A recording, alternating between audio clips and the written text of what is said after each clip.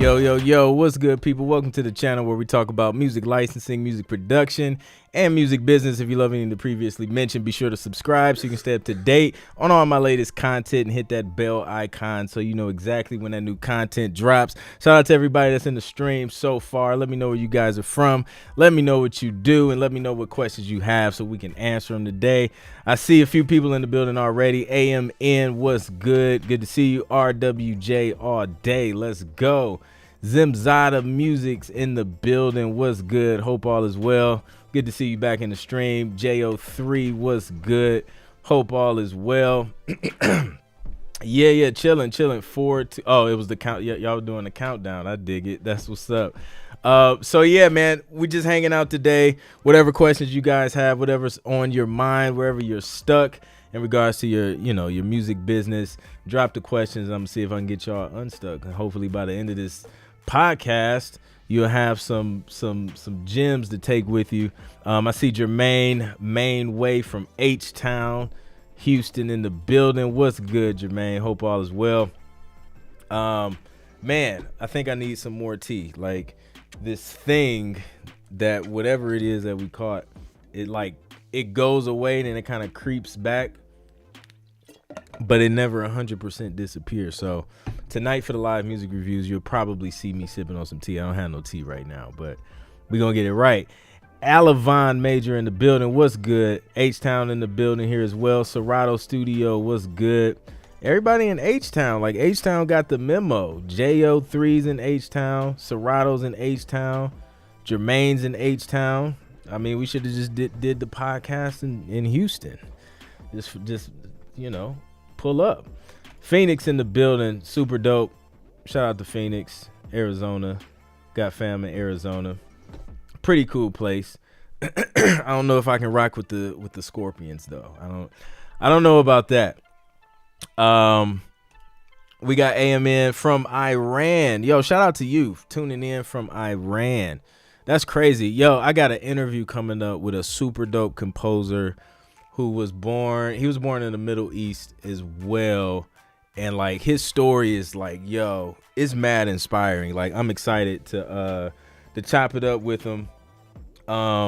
It's not this week. I don't know. I think it's like I gotta check my calendar, but it's soon. It's gonna be a fire interview. Like if you have any excuses, by the end of the interview, all of them will just disappear because my guy, like, he made it happen. Like, just it's crazy. It's crazy.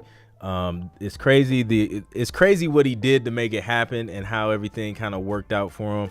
And then it's also crazy the number of excuses I hear from producers who have the stuff, man. They have more resources than they think. They're just not resourceful.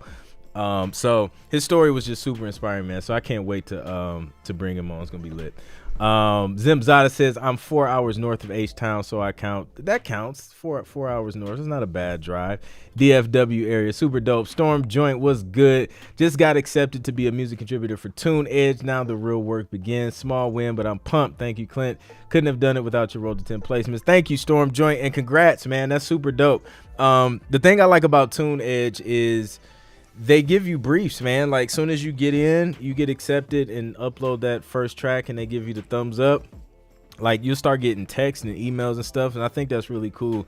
Cause not a lot of like online music libraries where there's not a lot of communication with an individual. It's just kind of, they have their system set up and then you just freely submit, however much you want.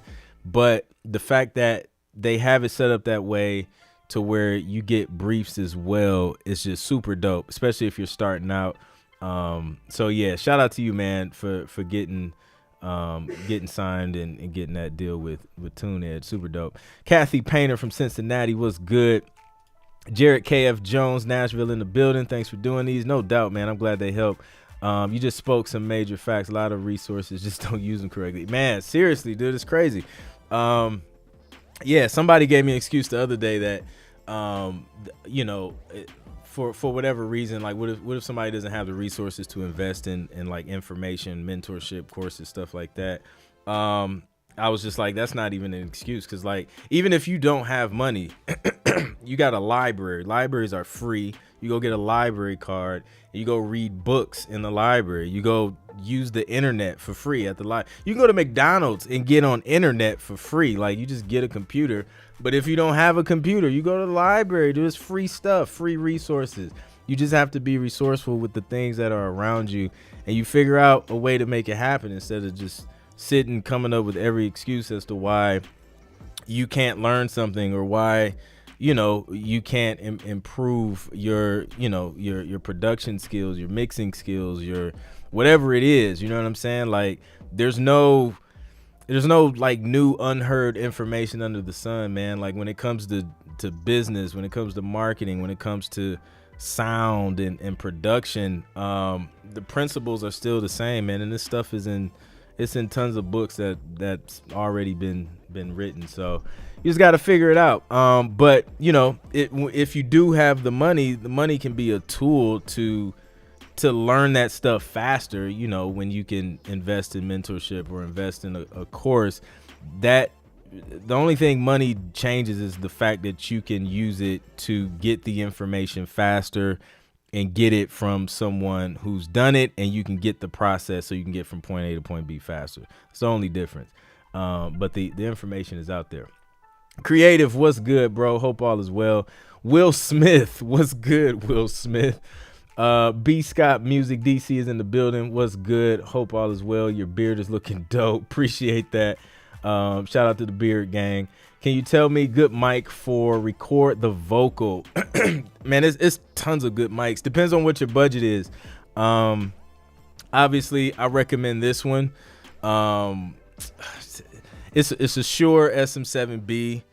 They didn't sponsor this video. Usually, I don't mention a lot of brands on here unless we've partnered up in some way. But I use that. I use the Audio Technica AT4040 as well. Really good mic. Still have that mic. That was a gift from my homies in college. Great mic, and I feel like an Audio Technica mic is a great starting point because it's they're pretty reasonable and the quality is really good. So yeah, then my very first mic was like some cheap Behringer mic from Amazon. It got the job done. So just do some research. You can YouTube, top 5 mics, and then depending on what your budget is, then you kind of, pick the mic that works for you. Serato Studio says, a lot of my education has been from YouTube University and just asking questions to other producers on live streams. No lie. Yeah, man. That's it, man. Like, you can find a lot of information on YouTube. I know, like, I learned how to play keys by ear mostly from watching videos on YouTube and shedding with other musicians and just sharing chords and stuff like that. So yeah, you can make it happen. Rich X Dog, what's good? So yeah, hit me with y'all's questions, man. If y'all have any other questions on production, sync, music business, any of that stuff, happy to help. And get you guys unstuck. Been working on some cool stuff in a series of edits for one project. I think we're on like version 5 right now. Hopefully we can figure this thing out, make the client happy, and give them something that they like. It's always challenging when you're trying to when you're working with companies and individuals who don't do what you do. It's hard for them to explain. So you got to kind of like ask questions to figure out what they're trying to say without saying it in musician and producer technical terms. So that's always the challenge. But once you get past that, things are pretty good and making sure everybody's on the same page. So yeah, hopefully we can get it done before we're like on version 10 or something like that. Essie says, should we copyright our music before pitching it? That's completely up to you. The approach I take, man, like if I'm pitching something and it's going through a lot of different hands, mostly on the music industry side, like pitching to major artists and stuff like that, Usually I'm making sure that stuff is copywritten once we kind of have a final version of the song, just because it goes through so many hands and things can end up on the radio and you're like, man, that sounds mad similar, just like a song I wrote. So for stuff like that, I'm a little more cautious. For sync stuff, if you're just like in the submission phase, I don't know, that's up to you. It's your call. I personally don't do that for like everything, like every little thing. Some things I'll do it for, like my instrumental cues, the short cues, minute and a half. I don't really worry about it too much. And then it depends on what kind of deal you're working with too, because sometimes you're assigning the copyrights and stuff like that. So there's no real point in going through that and spending all the money for a bunch of music that's just being assigned to another company anyway. So yeah, creative says revisions drive me insane.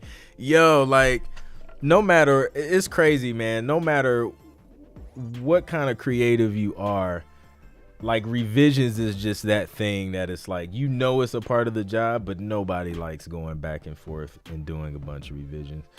But yeah, it's crazy, man. When dealing with reference tracks, what is your thought on keeping the key and the tempo the same? Also, should the actual progression and or motifs be very close, or should you take some liberties? This is a great question, 1226 Day Luna. All right, so this is what I do with the references. I like to definitely pay attention to the tempo. I'll definitely pay attention to the key of the track. Matter of fact, in one of the revisions I did, at first I didn't do the key, but then I went back and I did another track with the same key to try and capture a similar vibe. Because sometimes, like when an editor, they place a track, right? And then they're doing their editing thing, and then they'll live with it so long that they kind of get used to what it sounds like sonically. So sometimes, since they're used to it, they're used to hearing a certain key, they're used to hearing a certain tempo. So if you can give them a track that kind of has that same key tempo, it just clicks mentally for them, and you can increase your chances of it getting used, because it's like, it kind of fills that void that's there from them listening over and over and over again. As far as the progressions, you have to be super duper careful with that, because that's, man, so many random lawsuits just pop up just because of some random progression that sounds similar to something else. So I would change the progression, and just do a completely different progression. I had one brief that I was working on, and I didn't do the same progression, but I had two chords like at the end of the whole progression that was very, very similar. The way it resolved, it was very similar to a super popular song, and they asked me to change it because of that. So that's why we usually just kind of stay away from doing things that sound too much like the reference, especially if it's a popular song, because I feel like somebody in the corner of the record labels and the publishers is just waiting and just watching to just pull up another suit, and sue somebody. So yeah, be careful with that. Raymond, I'm good, man. I just started your course for my first 10. Let's go. Let's get those first 10 placements. Appreciate you enrolling in the course. Definitely keep me posted on your progress and come back here and ask any questions so you don't get stuck. Shout out to all my Road to 10 Placement students, man. If you guys are enrolled in the Road to 10 Placements, drop the hashtag Road to 10 Placements in the chat. I want to see who we have in this joint. Tracy Morris, what's good? Question, I know you have a go-to length for instrumentals. What would you say is a good length for full songs? For full songs, I kind of do the same thing. Like, I may go closer to the 2-minute mark for full songs, but honestly, I'll be doing the same thing for full songs. It'll be a verse, a hook, verse, hook, and then a sting out. Maybe I'll double up on the hook. But yeah, it's around the same. Like, I haven't even been throwing bridges in my full songs. But you can get away with a slightly longer length if if it's something you already wrote and produced and released and things like that, they're not super duper picky and they can kind of chop up what they want. Most cases they're using a hook or something in a little bit of the verse anyway. But that's kind of how I do it. I'm usually around that same 1 minute to 1.5 to 2 minute mark for full songs, unless they want, unless they say make it at least 2:30 or 3 minutes, something like that. But yeah. What do you think? Take an online composition class and explain everything from 0 to 100. Take an online composition class. Yeah, I mean, I would definitely recommend it. That doesn't hurt. If you're, if it's showing you everything you need that you're trying to do, go for it. Will Smith, I'm a producer with a team of producers and writers that's interested into sync licensing, but starting from the beginning. Super dope. Hey, that's where you start. There's no other place to start but from the beginning. So as long as you start, that's what's important. So yeah, this is the place to be, man. If you're getting started in sync, these questions should be able to help you kind of get started in the right direction for sure. Let me see. Kathy Painter, is representation suggested if pitching sync to a specific TV show? So I guess it could help. Usually if you're pitching to a specific TV show, you're pitching to a specific music supervisor. Music supervisors like to work with their go-to people a lot of times. Sometimes you can send them some stuff and they're open. If you have a sync agent, that would probably come across good, but I've pitched stuff to music supervisors directly myself and have seen success that way as well. It really just depends. I say try a couple things. If you're just starting out, I feel like music libraries that's your easy way in to kind of get quote unquote representation, because they already have relationships with supervisors and networks and things like that. So your music being in their catalog means that the supervisors already trust what's coming from them, and then when they're sending music out to these pitch playlists and things like that, it's already from a trusted source according to the supervisor, because it's with the publisher that they already work with, publisher/library. So yeah, that's what I would say on that as far as representation. Music library route, boom, you just send them music and then they deal with the rest. But there's also sync agents, and then there's also yourself if you just want to pitch it just directly yourself. Raymond says, have you noticed a current trend on keys or tempo on the music TV shows or film are selecting? Actually, not specifically keys. Tempo has always kind of been mid to up tempo stuff. That's usually, and that's not even a trend, that's just stuff that gets used the most. Like just the feel good stuff, mid up tempo stuff. It's kind of hard to go wrong. Like occasionally the slower stuff is used, but I feel like you have a higher chance of the mid to up tempo stuff getting used more. So yeah, name of the game, it's like a numbers game. So you're trying to take a piece of music and exploit it as much as possible and allow it to be used for as many opportunities as possible. So it's okay to have a few of those slow joints in there, but definitely make sure you got the mid to up tempo stuff to get used a lot. All right, let's see. We got Matt McFly is a student, road to 10th place with Tracy Morris, RWJ, JO, 1226 Day Luna. Super dope, man. Love to see it. I've been doing 2 minutes at most. Super dope. Yeah. J Beats and Waves, what's up? Top of the morning to you. It's like noon time here. Produced by Omid G. What's good? What would you say gets placed more, full songs or beats? Both get placed a lot.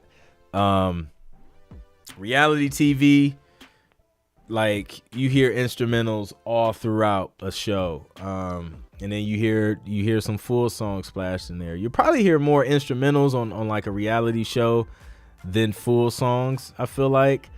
But then you have some shows like man, like, what was that? Is it Married at First Sight? Something like that. They play a lot of songs on that show. It seems like every scene transition is like a full song. So it depends on where it ends up, but you have opportunities for both. If you only do instrumentals, there's opportunities for you. If you do full songs, there's opportunities for you. If you do both, I mean, there's no losing, you know? Raymond is a Road to 10 placement student. Shout out to you, man. Appreciate it. If you have a direct email to a supervisor, would you put a name of the person who referred you to that sub in email title? I didn't. I thought it's too much and emails are not getting open. No, I didn't, because that's what happened to me, man. Like one of the soups I reached out to, someone sent me the information, but I didn't mention the person, because I don't know. I don't like to do that a lot unless it was like something where, it was like an introduction and, people were CC'd on the email. Like, that's different. But no, I wouldn't mention it. If the emails aren't getting opened, I guess, what are you putting in the email title? Because some things that work, like if you do your research, figure out what that music supervisor is working on, or what they've done, or what they need music for. Mention that show, or mention the genre. Like if they do a lot of like R&B pop stuff, mention R&B pop tracks for whatever show they may be working on, or something like that, or if they like, just certain things, something like a keyword that would trigger them. You could try that. See if they work for a company. Sometimes music supervisors works for music supervision companies, and then maybe try and reach out to the company. So those are some options you can kind of explore. 9DM Beats, do libraries take your publishing? Yeah, so the split is usually like a 50-50 split. So you keep your writer share of royalties, they keep the publisher share of royalties, and then it depends on the deal. Sometimes you'll do 50-50 with any upfront sync fees. Sometimes they do buyouts where they just pay you a fee up front, and then that's it as far as sync fees. So it really just varies, just varies and depends on that deal. But they will do they will take the publisher share of royalties. So yeah. Radio Relheem, what's good? Absolutely, no doubt. Pastor Teacher Christopher Sims, what's good? Do you have a school for a seasoned writer but new to producing? I don't. I don't have anything for writers specifically. I focus on producers. But thanks for asking. School for a seasoned writer. But if you're a writer, check out The Real Jay Nolan. He's a writer, artist. Check out Deraj, Deraj on Instagram. He's a dope writer, artist as well. Tons of sync placements. So yeah, those are a couple writers I know off the top of my head that's in the sync space that may be able to point you in the right direction if you have some some sync questions. Nathaniel James, I purchased your Road to 10 placements, got my first with Red Bull and Rick Ross last week. 7 revisions. Yo, congrats. Yo, you get the DJ horn. Yo, that's dope. 7 revisions, man. Hey, I get it. I'm on my 5th revision of a sync right now. But that's what's up, man. Congrats on that. That's super dope. Kim Durr, what's good? Everybody is good. Good to see you. Welcome to the chat again. Super dope. I'm def signing up for your course. Appreciate that, man. Indeed, keep me posted on your progress as well. I want to see everybody win. And if you guys get stuck or have questions, come back here, ask those questions, and let's get these placements, man. Yo, so there was a study. So BMAT did a study. It was commissioned by the Production Music Association. But yo, like, let me see if I can pull it up, man. Like, it was pretty dope. from the perspective, like it puts things in perspective, because like people think, I don't know, man, they think this sync stuff is like impossible, but like I want to encourage you and tell you that it's not. It's like music and TV and film is an opportunity for you, especially if you're independent, because people think you got, man, only the majors and all of that stuff are getting these opportunities, and it's not true. Let me find this survey, man. Like, let me hit y'all with the stats. Who ready for the stats? Drop a fire emoji if y'all want some of these stats. All right, so in this survey, they looked at 47 high, and this is according to Variety.com. They looked at 47 high-rated channels, including broadcast networks: ABC, CBS, NBC, Fox, and the CW. And then cable channels included A&E, CNN, Discovery, Disney, ESPN, Food Network, Fox News, and a bunch of other channels. Telemundo is in there. Shout out to Telemundo. So it says.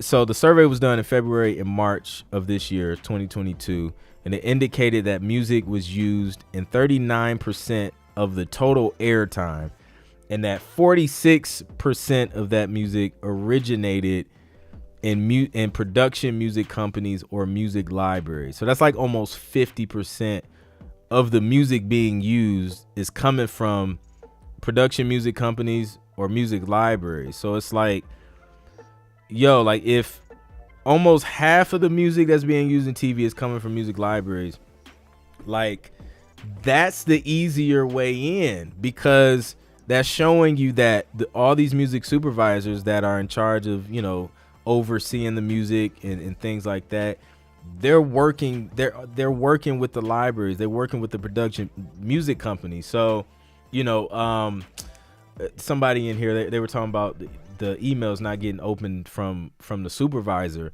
Like, go the route of the libraries if you can. If you're not getting anywhere going direct, go with where the supervisors already have those relationships. And according to the survey, it's the libraries, it's the production music companies. What's some other numbers? Oh, so this was interesting as well. So other findings included music used in ads, promos, and trailers made up 20% of the total when music was present. Production music used 6.5 times more than commercial music on broadcast and cable. And that commercial music accounts for only 7% of total usage. So what does that mean? That means like songs that were like commercially released. This includes songs from like your favorite artists and all, like the big songs, commercially released music, only made up of like 7% of total usage, which means the majority, like 93% of the music that was used in TV and broadcast and cable TV was sourced from independent artists and production music that, you know, that was made by independent artists and musicians and producers. I thought that was dope. I thought that was super dope. And it's only growing, because like with all the streaming networks and stuff like that, it's only going to be more content being created, and all that content is going to need more music. So yeah, it's crazy. 7%. And then the remaining 47% labeled as unclassified. I don't know what that means if it's unclassified. Commission music, film, and TV scores and catalogs owned by the broadcasters. Oh, okay. So still, it's like 50% probably like indie music. So yeah, production music was deemed highly predominant in lifestyle, reality, and sports channels, including Outdoor Channel, Magnolia Network, ESPN, NFL Network, and Food Network. So that shows you the value and the importance of production music, and why it's a great time to get in, because it ain't going nowhere. Like, and it's like, it's recession proof. Think about it.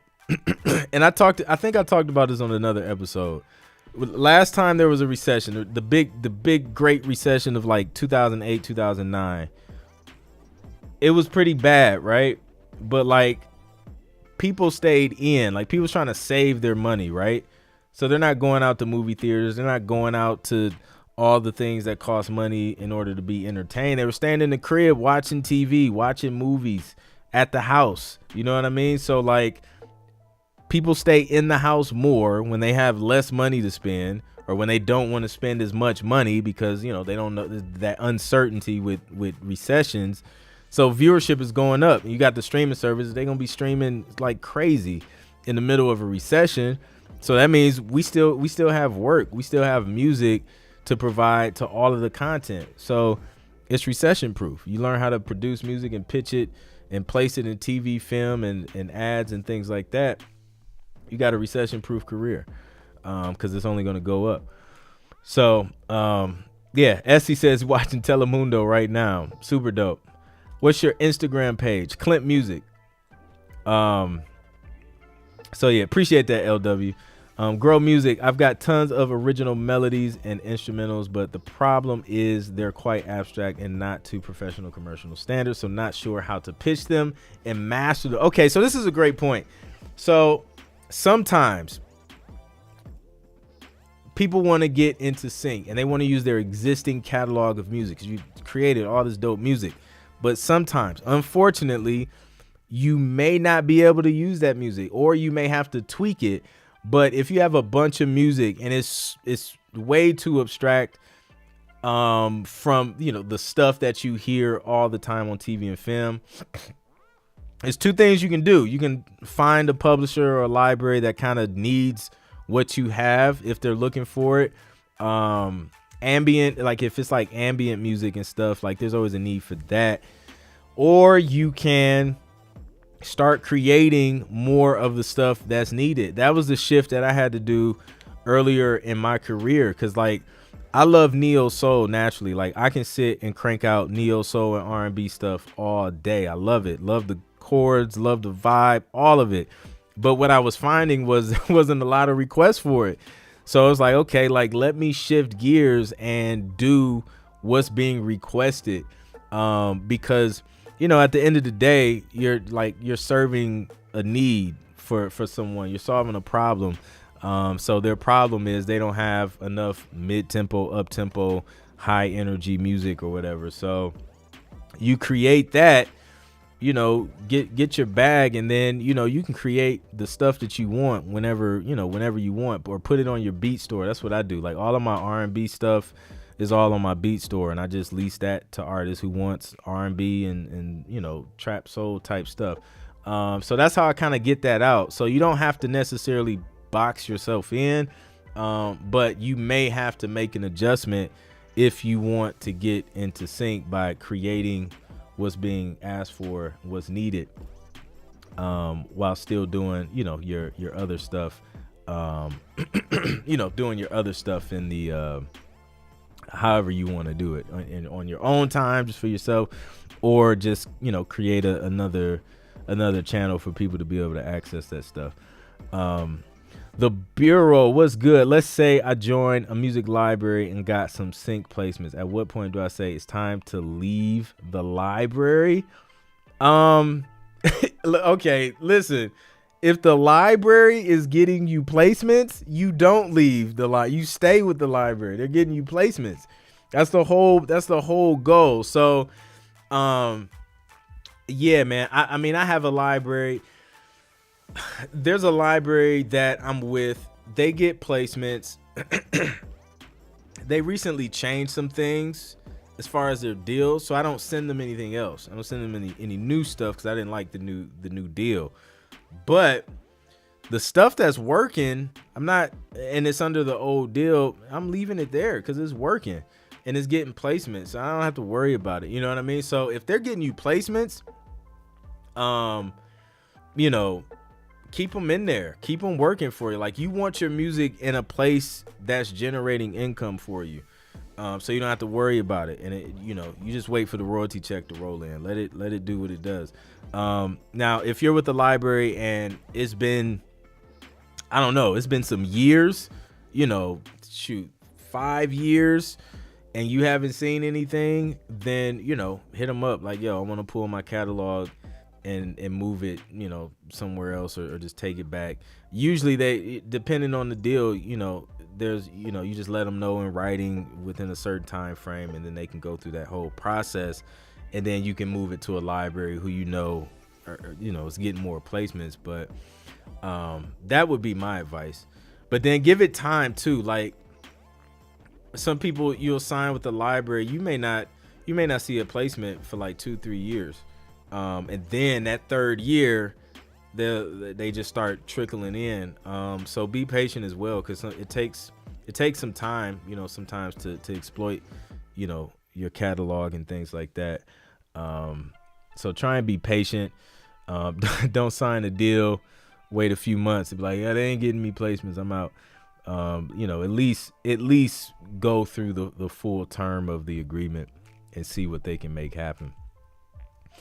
Tracy Morris says, ironically, my cousin is a music supervisor who currently works with Ava DuVernay. Shout out to Ava, man. She's a beast. And she was definitely making sure she stuck to the budget by not getting big time artists. That's the name of the game. Like, they be trying to stick in budget. And the major publishers, they have a floor, and they're not going below the floor. You know what I mean? So they're like, yeah, you can use a song, but you have to pay us at least this amount. And it's like some astronomical number. So to bypass that, they work with the indie artist who's not signed to a major, who can, be a one-stop source and sign off on everything. Or they'll go to a music library who has, tons of talented indie artists that creates music a la whoever the big time artist is, right? And now they have the similar vibe. They're able to get it at a way lower fee than it would be the big time artist, and the indie artist gets a check, and they're able to continue to invest in their career. And so it's a win-win for us and the producers and supervisors and stuff. So yeah, what do you think is the best sync library to work with, and why? Thanks. Apologies if this was already covered. Was late to class, no doubt. So there is no best sync library, man. This is I get this question a lot, and I understand where people are coming from when they ask it, but it doesn't exist. It's going to be the library that you build with personally, and it's different for everybody. So what I advise is, every day, look up some new companies to submit to. For my Road to 10 placement students, the process that we go through to start submitting to companies. And throughout that process, you'll get some no's, you'll get some yeses, you'll get some not looking for this right now, but submit again later. But then over time, with those yeses, you'll start working with them, you'll start giving them music. Some couple years may go by, a year. The time frame is different for everybody, but over time, you'll start to see which ones are really working for you and getting those placements. And then you can start to feed those more and build a relationship with them. And then that ends up becoming your best sync library to work with, or your favorite few to work with. So yeah, definitely gonna be different. No doubt. So should we emulate what we think they want when first submitting to a library, or send what we have made already? Study what's on TV already. Like, so if you go to a library and let's see, what's it? So if you go to a music library and you see they've done music for a specific show, start watching that show or a few shows, whatever, and then listen to the music that's being used on that show. For example, I had some stuff. What was it? Was it Baking Wars? I don't know. It was some baking show on Netflix. But they, like, you go to the show, you just watch the show, you just listen to the music that's being used, and then okay, they worked on this show. This is the music. It's probably a lot of the music that they pitched and and got placed. So create music just like that. Create a playlist, because it's something that they're usually going to look for, something they use a lot of, and then go go with that, and then go from there.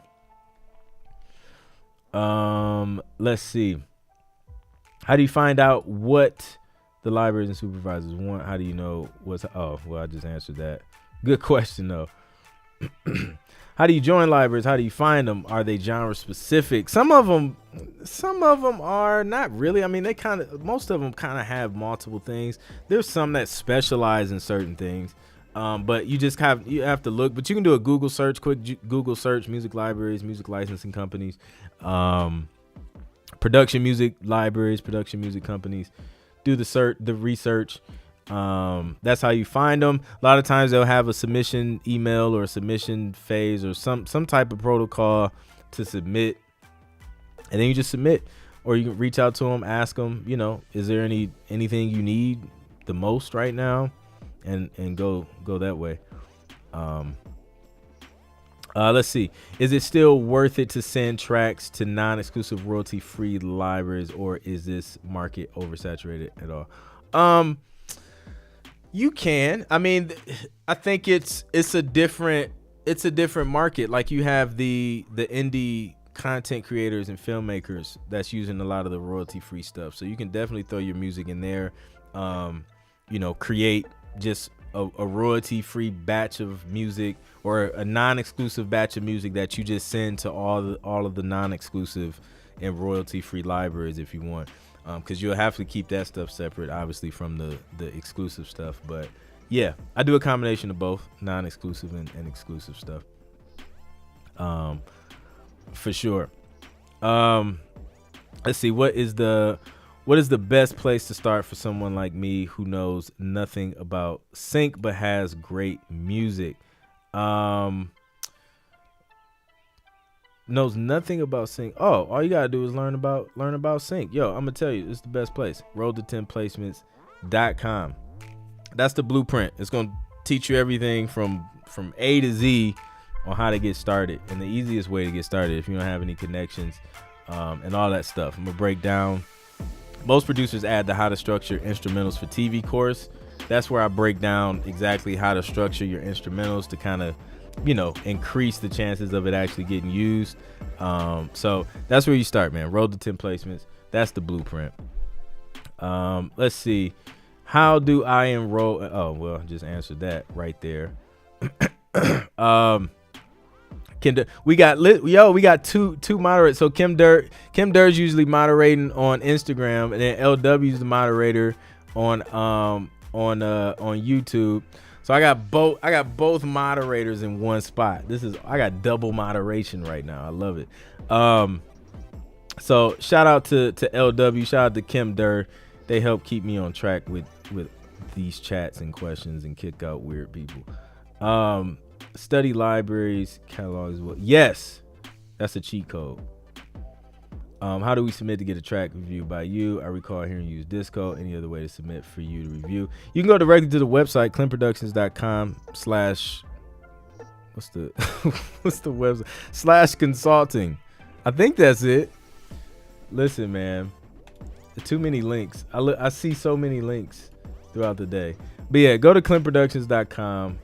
There's a consulting page. That's where you can book a music review via email with me directly if you want to do that. And then we do free music reviews on Friday nights. So yeah. What do you use for your mix translation? Shoot, man, these Atom A7Xs, man, they translate everything. If they sound good on here, they're gonna sound good everywhere, man. I may, throw some headphones on here and there, but yeah, man, these things they get me right. Shout out to Adam. K546, what's good? Good to see you. Absolutely, Joanna. I think I answered that too. This is the website for Road to 10 Placements. Road-to-10placements.com. Road the number 10 placements.com. That's where you enroll and get all the gems on getting started in sync licensing. What other questions do we have, man? Y'all asking some dope questions about sync. But yeah, it's a cool space to work in, man. I love it. Ammo, my friend got 4 songs into a library for me recently. Listening for the first time here, I'm understanding that for it to get placed into a show, it would take minimum 2 years. You know, there's no time. There's no set time. Like, I wish I could say, yo, you're going to get signed in this library, and it will take exactly 2 years, and then you'll get a placement. Man, listen, I've seen everything from 3 years. Well, no, I say that was about 2. What was that? That was a 3-year deal. I got the placement like at the end of the second year. So it was about 2 years. But then, listen, I had a brief. I submitted to a brief the week I submit. So I can't remember the day, but I submitted to a brief that week. It was used that Sunday. That was like, it was like a 3-day turnaround on a placement. That was the quickest ever. That's why I be trying to tell people, yo, sports season, submit music. March Madness, football season just started. Like, submit now. Like, stop waiting and just submit, because like stuff can happen super quick because they go through so much music, man. They need it. And that was crazy because the publisher hit me back, and they needed an edit. So they wanted, what did we do for that track? Did they want it? I think they wanted it extended. I think they wanted a hook extended, and then I had to like move a section. So I shifted some things around. And yeah, like literally they was like, yo, they're gonna use it this Sunday. I was like, bet.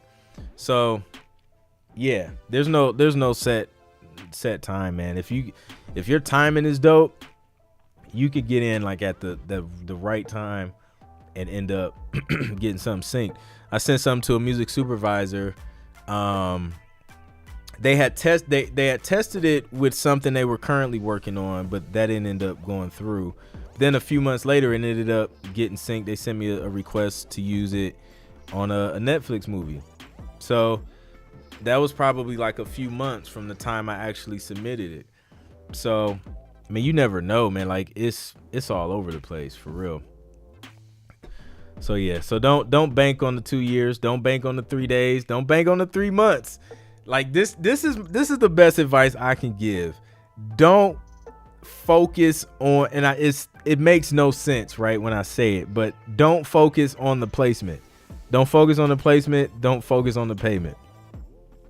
You're gonna stress yourself out, because when that first royalty check comes through, you're gonna be highly disappointed. I'm gonna keep it 100. Like, in regards to background music on TV. Now, if you end up getting something on a commercial, you know, a sync on a movie or a show, and they're using, you know, something that's being featured, it may look a little bit different. But from my experience, if you're getting mostly background instrumental cues on TV, your first royalty check will be 56 cents. But you have to keep going, because it grows, and like, you have to keep submitting music, and stuff just keeps getting placed, and it keeps piling up, and it grows into thousands of dollars every quarter. But you can't stop. Like, you can't stop. It's rough at first, because you don't know when it's gonna get placed, and then you don't know when you're gonna get paid, and you just don't know. But if you want to do it, you know what I'm saying? Like, focus on the work. Focus on creating the best music you can. Focus on getting into the libraries, giving them what they need, and just fall in love with the process of creating music and sending it and forgetting it. That's the best advice I can give you getting started. Produced by Omid, just signed up. Got a lot of studying to do. Dope, man. Keep me posted on your progress. We got another Road to 10 placement students in the joint. Welcome to the squad. Yeah, Creative said it, man. It's unpredictable. Just keep creating. Clint, I just realized I won't be able to help you and assist LW with trolls because I don't have a blue wrench. You forgot to push the button. I gotta give you the wrench. No doubt. I think YouTube has a process. Shoot me an email, Kim. We'll get you a blue wrench. I think I did it on IG. So I think you're good on IG, but then yeah, we gotta do it on YouTube. So shoot me an email, and I think I think they need like the YouTube channel or something like that, the channel link, to be able to get the Blue Wrench. It doesn't show on my end when I'm looking at this chat through Ecamm, so I can't see. Like LW, like I can't see. I know she has the Blue Wrench because I gave her the Blue Wrench, but I don't. It doesn't show as that on this little chat thing. It's weird. But yeah, mine was 10. Rex was 10 cents. Listen, man, 10 cents. But that's where it starts. But like, this is one thing I can say. Like, it will start off small, but those joints don't stop. Like, I never stopped creating music and submitting it, and the royalty checks never stopped. Like, from that first 56-cent check, like, it just, kept going. It'll go up, and then it'll drop down. It'll go up, it'll drop down again, and it like goes up. Then you'll kind of reach like a little baseline where like, it'll kind of level out, and then it just keep growing over time. Just keep working, keep submitting. But yeah, it's crazy. It's a roller coaster. Dope stuff. So yeah, what other questions, man? I think I got time for a few more, but this has been dope. But yeah, I like to set realistic expectations, man, because people get in the sync and they're thinking, man, I had people reach out like, yo, like I'm trying to get in the sync, like I need to get paid like in the next. It was a very specific timeline, and I'm like, yo, I understand you need some bread right now, but this ain't it. If you trying to get something quick, you're gonna be waiting for a minute. You know what I mean? So I like to set realistic expectations, because if you are trying to get paid super quick and you're getting into sync, and that's your primary reason of like, we all want to get paid for our craft, obviously, and that's what I'm coaching you for, so you can get to that point. But starting out, it's not a get quick rich joint. You know what I'm saying? Like, you got to put in the work to build it up to that point. Otherwise, you'll be disappointed and you'll quit, and you'll be like, oh man, 56 cents, this ain't worth it. But you got to think about it as it's a long-term play. It's an investment, and you're putting your music in places that it'll keep paying you over and over and over for the rest of your life and beyond. When is prime season? All year round. When is prime season for sync? I love that question. Like, there's seasons where like I feel like things pick up. So, the end of fourth quarter, things will slow down a little bit. First quarter, things will kind of pick back up, after the new year. Summertime, midsummer, maybe late spring, you'll start to see Christmas brief, so that the Christmas holiday stuff spikes. Fall, football season spikes, and then around March or like February, like January, February, March, like you got March Madness and all that stuff. So there's a spike there from sports stuff. So those are kind of like, a few of the times where, they're looking for specific stuff. Now is a good time. Like I'm giving y'all like mad hints. Like, now is a good time to get started, because like football season, NFL, college football, all the highlight shows and reels and all that stuff, they need it, man. So start paying attention to the sports shows. Start paying attention to the highlights. Listen to what's being used. Listen to the energy of the tracks. Make note of the tempos. Make note of the instrumentation. It's very important. You'll hear, certain instruments in sports music that just works well. So pay attention to that stuff and start building your playlist for that.